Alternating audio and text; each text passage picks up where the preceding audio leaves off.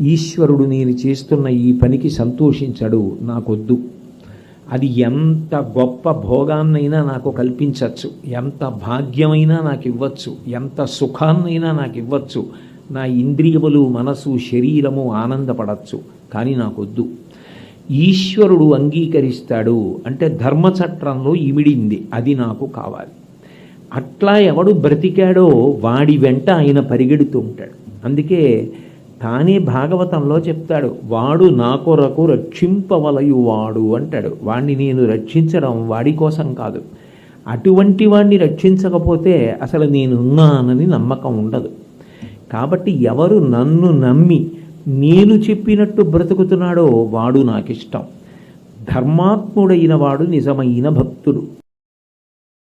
ఈశ్వరుడు నేను చేస్తున్న ఈ పనికి సంతోషించడు, నాకొద్దు. అది ఎంత గొప్ప భోగాన్నైనా నాకు కల్పించవచ్చు, ఎంత భాగ్యమైనా నాకు ఇవ్వచ్చు, ఎంత సుఖాన్నైనా నాకు ఇవ్వచ్చు, నా ఇంద్రియములు మనసు శరీరము ఆనందపడచ్చు, కానీ నాకొద్దు. ఈశ్వరుడు అంగీకరిస్తాడు అంటే ధర్మచట్రంలో ఇమిడింది, అది నాకు కావాలి. అట్లా ఎవడు బ్రతికాడో వాడి వెంట ఆయన పరిగెడుతూ ఉంటాడు.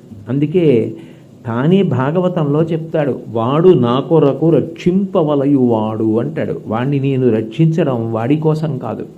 అటువంటి వాణ్ణి రక్షించకపోతే అసలు నేనున్నానని నమ్మకం ఉండదు. కాబట్టి ఎవరు నన్ను నమ్మి నేను చెప్పినట్టు బ్రతుకుతున్నాడో వాడు నాకిష్టం. ధర్మాత్ముడైన వాడు నిజమైన భక్తుడు.